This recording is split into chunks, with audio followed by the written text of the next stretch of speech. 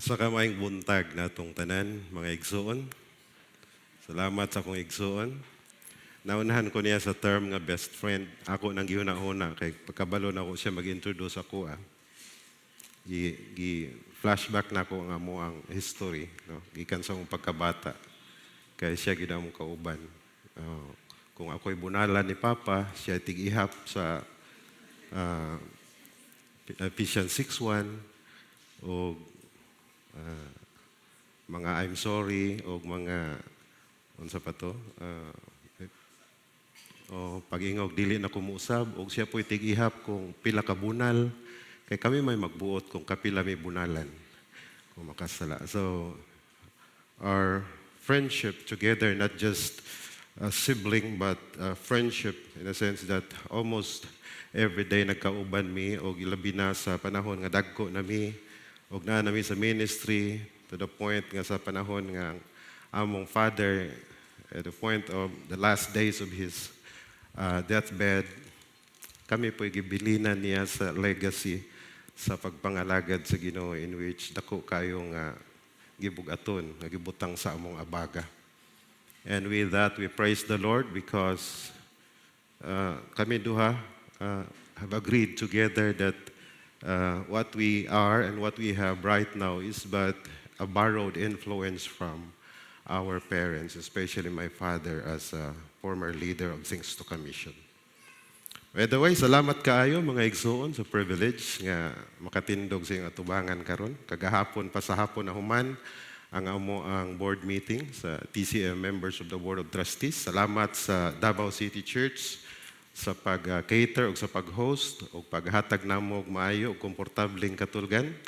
Among kauban, ganina nag-Sunday School atong chairman sa Board of Trustees, Pastor Ariel Mahilom. Umakauban ako, Pastor Vernon Batabat from Bohol. O ang uban kaganina, ipauli na no? Ilang flight kaganina ng buntag. Pastor Ramos is here? Wala na po. Okay. Well, this morning, dili ko magdugay, mo shift ta dayon sa ato ang pag-worship sa Ginoo through His Word. Salamat kaayo, worship team, sa pag-prepare sa atong makasing-kasing pinaagi sa mensahe sa awit. O nalipay ko that everything that we have just prepared from Sunday School and the preparations from Singspiration kaganina before Sunday School, especially sa worship songs, nag-align sa gusto sa Ginoo mahitabo nining adlaw, especially sa paghisgot mahitungod sa real essence of worship. So ang atong tema karon naghisgot din the heart of the matter, nag-emphasize mahitungod sa core word nga naghisgutan karon mahitungod sa worship. O kung unsay atong paghisgutan karon, unsay atong pagabuhaton karon, o unsay nasa hunahuna nato karon, let us focus our attention to what God will do today by giving Him glory and honor in all that we do and all that we think o sa tanan natong pagahimo ning adlaw. But we will start this in a word of prayer. Let us bow down our heads. Heavenly Father, we come before you acknowledging this morning that you alone are worthy of our praise. We ask that you would silence the distractions in our minds, the anxious thoughts of our hearts. Holy Spirit, lead us into all truth today. Let our worship not be a matter of a habit or tradition, but a genuine encounter with that living God who is the author and the finisher and the creator of all things. We don't just want to sing about you, we want to know more about you. As we open your word, soften our hearts to receive your instruction. And may our spirits be sensitive to your whisper. And may the truth of who you are and what you really are transform the way we see our world. May all of us be not self-conscious, but we become God-conscious in this very morning. Be glorified in this place and in our thoughts. In the wonderful name of our Lord and Savior Jesus Christ. Amen. So, ato i-focus ang atong attention sa Book of Philippians. Bata pa mi, kapila naman ni gibalik-balik ni Pastor Marvin diri sa iyang wali, kay na-observe man ako, kay ginapaminaw na ako iyang wali after sa worship services po. No? Ang Book of Philippians, duol kayo sa mong kasing-kasing tungod kay bata pa mi, mo gid ni ang usa sa daghan nga gi-journey na mo sa Bible readings and devotions every day, morning and evening. Ang Book of Philippians yun ang gi-challenge sa among amahan sa amua nga si bisan kinsa sa amua makauna og memorize sa whole Book of Philippians. Nagyud siya gi-promise nga nindot kay nga regalo alang sa amua. Wa po siya niingon og unsa to. No? Pero salamat sa Ginoo nga hangtod karon og gihapon amo na memorize. But the Book of Philippians, we familiarize from chapters 1 hangtod sa katapusan ng kapitulo. Pero ma-feel yun na ang personal yun nga intention o personal nga testimony ni Apostle Paul mahitungod sa paghisgot, mahitungod sa iyang journey sa pagpangalagad sa Ginoo. Each one of us has his own journey sa atong pagpangalagad sa Ginoo, and life as his milestone, lahi ta og dagan sa atong journey sa kinabuhi. No? The ups and downs of life, and it leads us to know more and to be sensitive enough about the leading of God, nga bisag asa man ta sa atong journey karon, tingali naa ka sa pagsugod sa journey nimo o victory, sa pagsugod sa journey nimo sa painful experience nga wala nimo gi-expect sa imong kinabuhi. Una na maka sa middle part karon nga painful kaayo, or naa na ka sa end point sa imong journey that you're about to become victorious, or you're about to release those pains from your hearts. But each of these details of life, nasayran tanan sa Ginoo.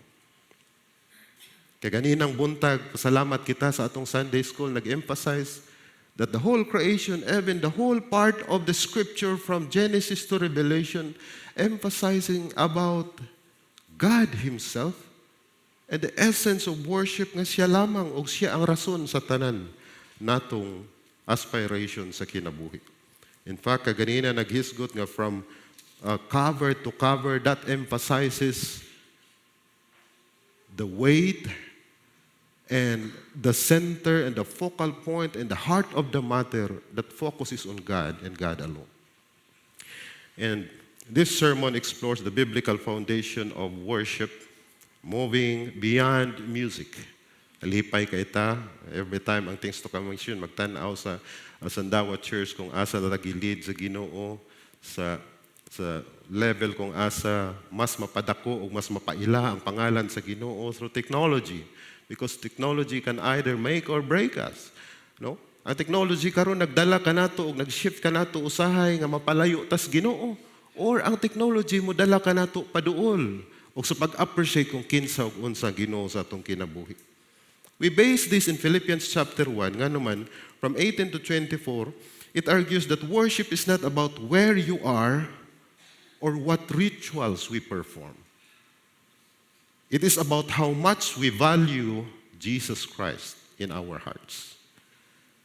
The inner essence of worship is finding such deep satisfaction in Christ that He looks more valuable to you than anything else, even life itself. That's the inner essence of worship. Makita nato ba ang hadalom nga pagka-satisfied? Try to imagine if we go back to the creation period, kaganina gi-explain ni Pastor Ariel, na every time God created something, tanan nga makita nato sa kalibutan is coming from the creation of God, the wonderful creation of God. Ang end point din every day, at the end of the day, human sa iyang creation, it feels the joy of God seeing His creation. Ang term dito, and it was good in the eyes of the Lord. Every time He created something. Especially on the day 6, nagibuhat niya ang tao, niingon dito, it was very good in the eyes of the Lord. Gidungagan niya, very good, because human being, the only created beings of God nga gibuhat according to the image of God. And what purpose? For the eyes of God. For His eyes only, meaning for His own benefit, for His satisfaction, to make God happy. And that is worship. No. When we hear worship, we often think of choir and maayo nga pag-perform sa music. It helps a lot because every time mag-lecture me about worship leaders o sa mga music team, kanunay na mo sila gi-encourage nga dako kayo ang inyong role. Ngano man, people, wala nagtanaw kung giunsa niyo pag-perform, pero nagtanaw kung unsa ang resulta sa inyong kinabuhi, sumala sa inyong gi-perform. Dako kay role ang worship team, isa pa sila pa ang pinaka-visible nga mga tao sa simbahan from Monday to Sunday, di ba? Mas dako ang ilang time na spend din hiluyo sa ilang kabisi. Pero sila ang gitawag sandayong kung asa ang congregation makaabot sa presensya sa Ginoo. Sa pagbati sa presensya sa Ginoo. So, worship isn't a musical genre. It is a posture of the soul. It is the recognition of God's supreme worth, as the psalmist writes, ascribe to the Lord the glory due His name. Worship the Lord in the splendor of His holiness. Psalm chapter 29, verse 22. Now, kaganina, sa timeline, sa creation, sa ginugikan pa sa creation, hangtod sa revelation o sa future nga mga events nga na-record sa balaang kasulatan, there is that kind of shift when it comes to the description of worship. In essence, worship is the totality, the core, sa tanan nga mga activities sa pagpangalagad nato sa Ginoo. But the description of it from original and from the Old Testament has been shifted to the inner part. In the Old Testament, murag visible kaayo, nga murag outside ang performance kung maghisgot og worship na natagaan og importansya nga dapat kung mag-worship ka, kung wala man ka dito sa sentro sa Jerusalem, kailangan kung magluhod ka, mag-atubang yung ka dito sa Jerusalem. And that's what other denominations and religions are doing right now. Muadto ka og mga rooms sa hotels, kung na mga na arrows din ha. Sa una, kung sa maning kibla, no? Makabantay mo, ana, no? Kanang mga directions silang apula niya na ay arrow, it points you to Mecca. No? Ang buti pasabot ana, it has been copied from generation to generation. Nga sa una panahon, importante kay nga i-shift imong direction ngadto sa particular place.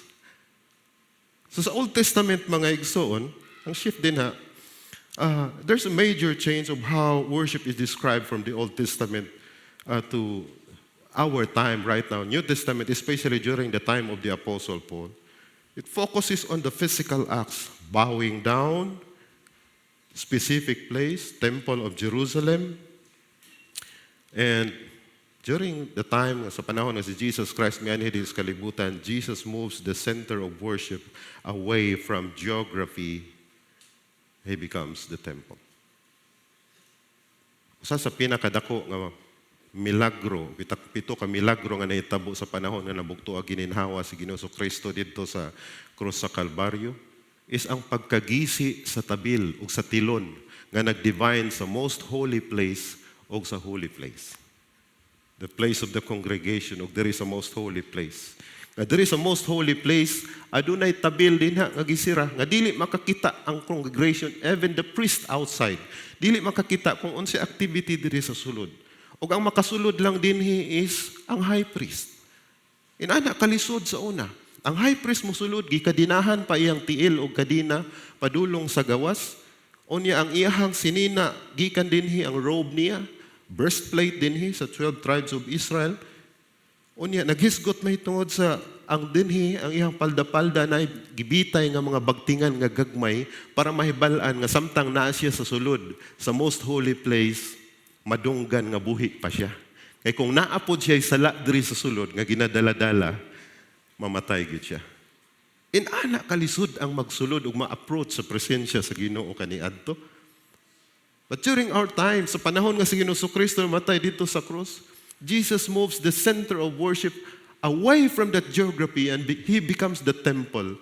Nga naman, gi-break niya ang geographical nga implication sa temple, gigisi, gikan sa taas padulong sa ubos. Kung nakabantay mo sa usa sa mga milagro na hitabo, samtang si Kristo nagbitay dito sa cross, gigisi ang tabil nga nag-divine sa most holy place o sa holy place. That implies that we can now enter into the most holy place at any moment, at any time.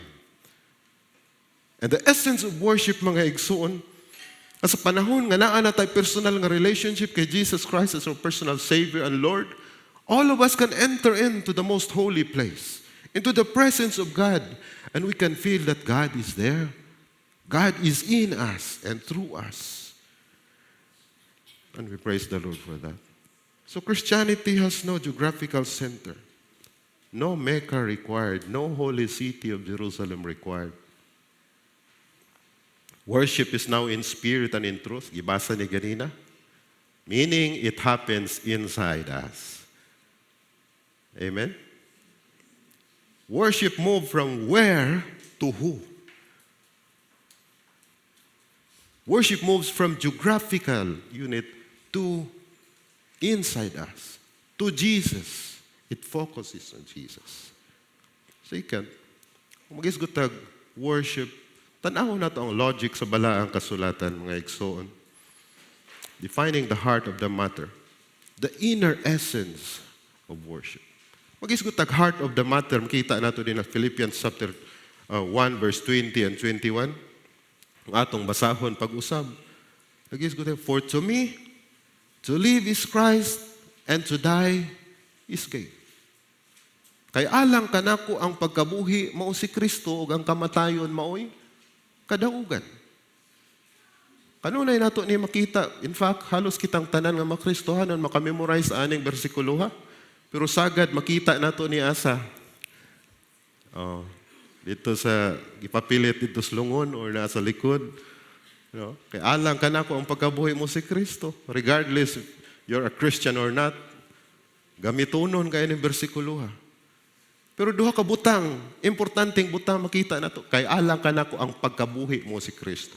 Meaning, your lifetime, from birth to death, is Christ alone. Diya lamang nakafocus ka niya. Siya lamang ang tanan sa atong kinabuhi.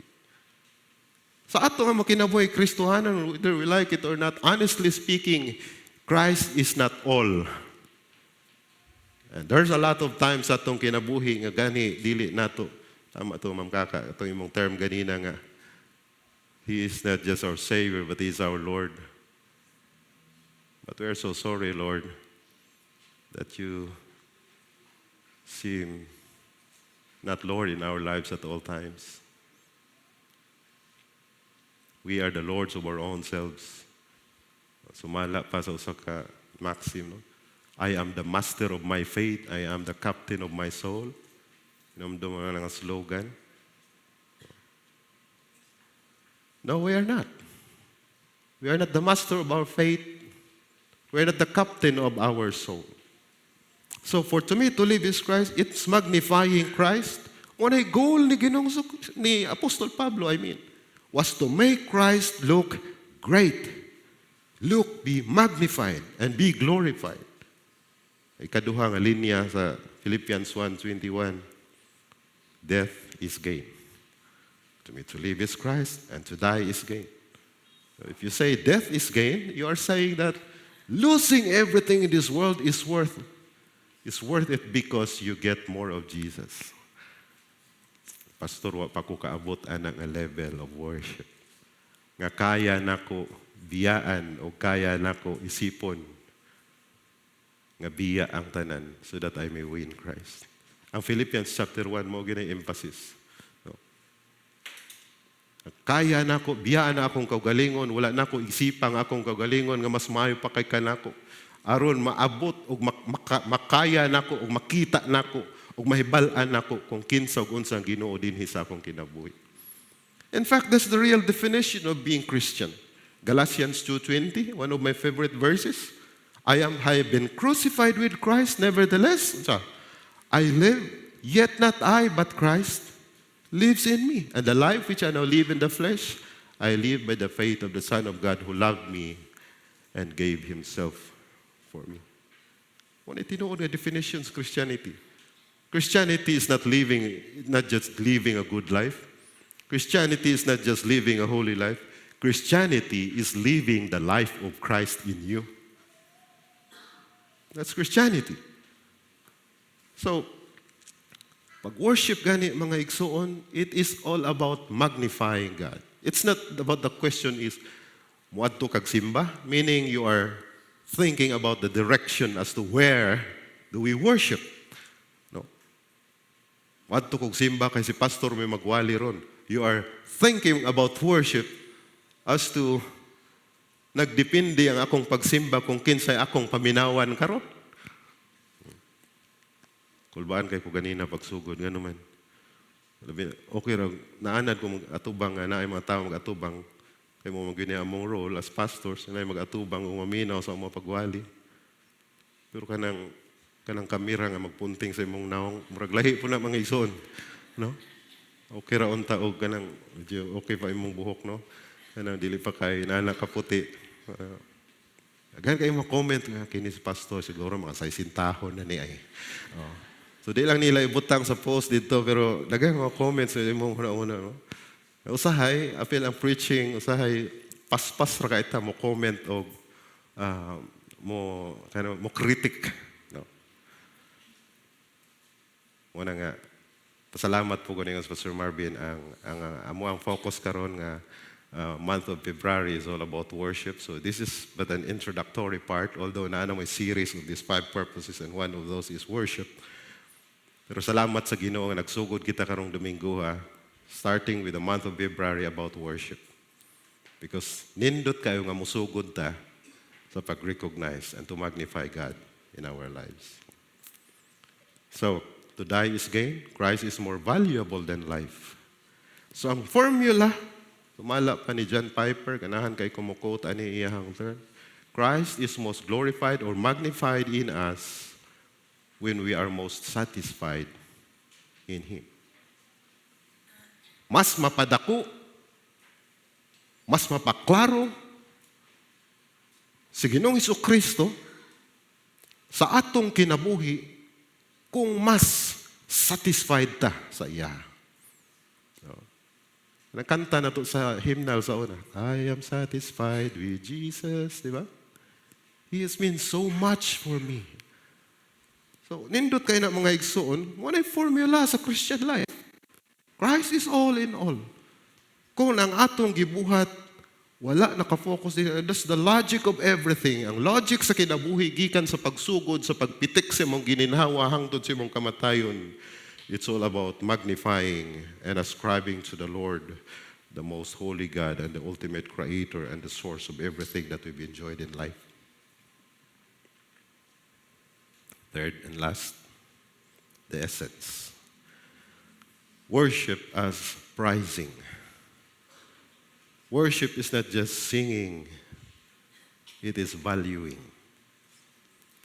Kung tanaw ninyo ang every word kaganina sa music, although di na ko memorize o first time na ko nadungog honestly itong ikaduhang kanta, pero salamat kay sa Ginoo that it points us to Jesus Himself. Nag-point padulong sa pagpadako sa pangalan sa Ginoo. No? Worship is not just singing, it's valuing. Prizing over praising. Prizing over praising.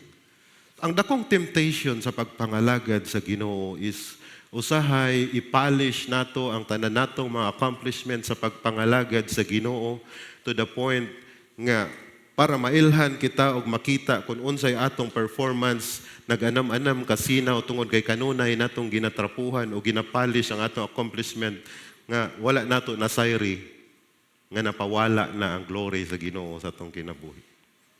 Look what happened to Hezekiah. Kung tan-aw ninyo sa life ni Hezekiah gikan sa iyang pagkahimugso sa panahon nga gitawag siya sa Ginoo, one day ang Ginoo ni visit sa iyaha niingon ang Ginoo i-prepare ang imong kaugalingon kay umang adlaw kuhaon na nako ang imong kinabuhi. Pating kurata gyud ni Hezekiah, very successful person, daghan kay accomplishments. In fact, ang iyang kinabuhi gikan sa pagtawag sa Ginoo sa iyaha, he has been appreciated by God tungod sa iyang kanang close relationship with God. Pero perting kurata niya nga dito rin ay taman ang gitugot sa Ginoo sa iya. And he asked God, Lord, please, dugangi pa akong kinabuhi. Bisag 15 years lang. Para sa pagpamatuod, ani nga ampo Ginoo, para i-grant lang yun nimo, Lord. Gusto na ako makitaan ugmang adlaw nga ang landong sa hagdan sa temple muatras og 15 degrees. Abot ipasabot imo sang muatras o dugang og 15 degrees para mahibal-an nga imong gi-grant ang akong request. Tayo panahon nga i-grant sa Ginoo ang atong request. No, usahay sa panahon ng atong mahal sa kinabuhi nasa ospital, ban ka na bang worthy na gyud unta mo pahulay, pero ang mga anak mo ingon, pastor, adto agos mama din sa ospital or si papa din sa ospital kay pampuan na mo unta lugwayan pang iyang kinabuhi. Ngayon amo pa yung mga pastor, panhiya pod si mama papa, anhi pod diri sa ospital kay gusto na namong itugyan ang among ginikanan kay kapuhi na gyud mi o luoy na gyud kaayo siya. Lahi-lahi ang request ba? Kaya dito sa Kidapawan, nadungog ko nga every time ako'y muampo dito sa hospital bed, pagkasunod adlaw mamatay. Ako pong justification na sunod gani, ipatawag ko ninyo kanang lagsik pa mo nga magpa-pray. Kay na ako safe magay kung muampo mga igsoon, labi nagnatanaw na gyud ako iyang sitwasyon murag. Kung muampo ko ani Lord, buhia pa siya or kana bang i-reactivate siya. Murag pananglitag dili mahitabo, pastor wagi klaro na imong ampo pa. So to be safe, Lord, sa among kaugalingon Ginoo kabalo gyud mi sa among kaugalingon nga murag imposible na gyud kaayo. Pero nothing is impossible with you. Tinuod man po, di ba? So let your will be done. So murag indirectly pagpanugyan na maya itong mga igsoon, dili lang mabantayan usahay, no? Now, satisfaction. Worship, satisfaction is a duty. Pursuing joy in God is not a bonus. It is your highest worship duty. Wala yung ako. Not bonus. Pag ipursu nimo ang kalipay, nganha sa Ginoo, dili ka na bonus. Highest worship duty. Every time ipataas nato ang Ginoo, didto pod nato makit-an ang atong imperfections. Gikaut ka ganina ang Isaiah chapter 6. Isaiah chapter 6 nag-emphasize may tungod sa panahon ganing sulod si Isaias ug gipakitaan siya sa Ginoo sa vision kung unsay tinuod kahimtang dito sa langit. The triune God needs to be worshipped, and the angels surrounding God in His throne keeps on singing, Holy, holy, holy is the Lord God Almighty.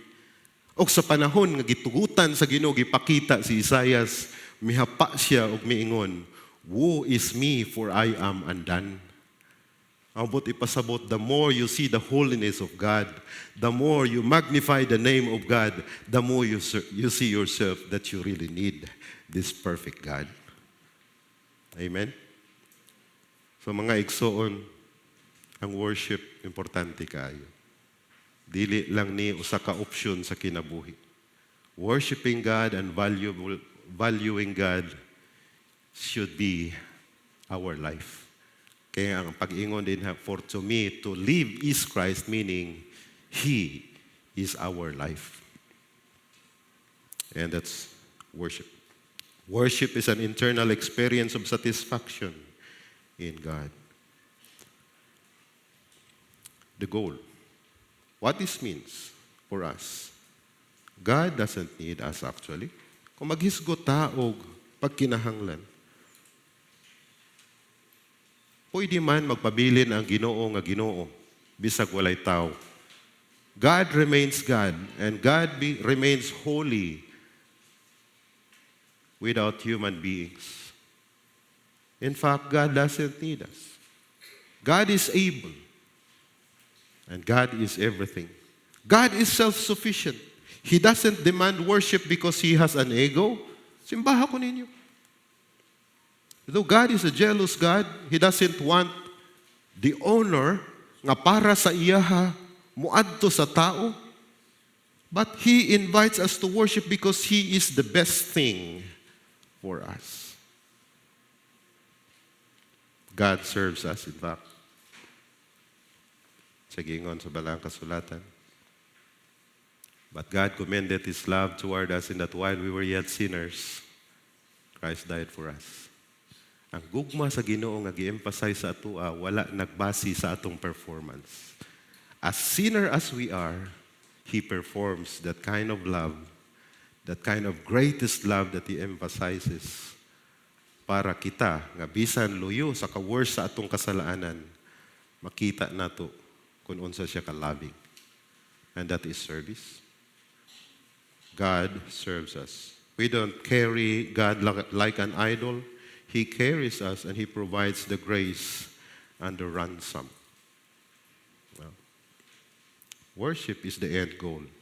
We don't worship to get other things like money or better marriage. So, gone are the days na moingon ta sa atong kaugalingon, Lord, na ako'y pagkinahanglan, kailangan simbahan ko ni, kay exam na ako sa board.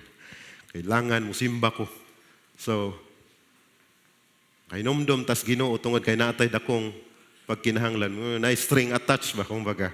Ang pagsimba nato sa Ginoo, musimba ta tungod kay naatay dakong gikinahanglan. But worship is an end goal. We worship because God is the treasure. He is the finish line, not a stepping stone. A radical lifestyle where Christ is our supreme treasure. And that is worship. Mga igsoon, pagkanindot, huna-hunaon. It's not about the issue of unsa ka kabisis pagpangalagad sa Ginoo kay bisan pa ang trabaho nato sa Ginoo posible mahimong hadlang nga dili na ta makaila sa iyang pagkaginoo. God is the owner of our work. You may be busy doing the work of the Lord but not busy for the Lord who is the owner of that work. What ipasabot mga igsoon nga ato ang emphasis sa tanan natong ginabuhat, it should be God glorifying. As we prepare for worship service, ang endpoint niya na is this God glorifying? Or magiging kang self-conscious ka, maguna-una kasi mong kagalingon, okay, Lord, use me, empower me. Pero usahay, malimta na to. You must be magnified. So this is our challenge for this morning. Let's focus on pleasing God and always celebrate the presence of the Lord in everything that we do in life. Gikan sa pinakagamay o pinakadako nga level sa atong trabaho, it might be secular world or in worshiping the Lord, in serving the Lord, it must be done to magnify His name. Everything must be done for His glory and for His honor. Ang hinaot ko, nakitang tanan makabati karong buntag that real worship happens when your heart tells the world that Jesus is better than anything the world can offer. Naapabay mas maayo sa atong Ginoo? Naapabay mas maayo sa gibuhat sa Ginoo sa atong kinabuhi?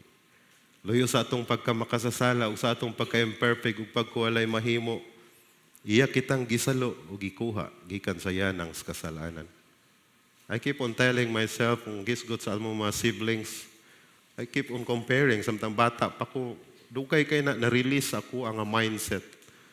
I'm quite different from my siblings. But God called me. No?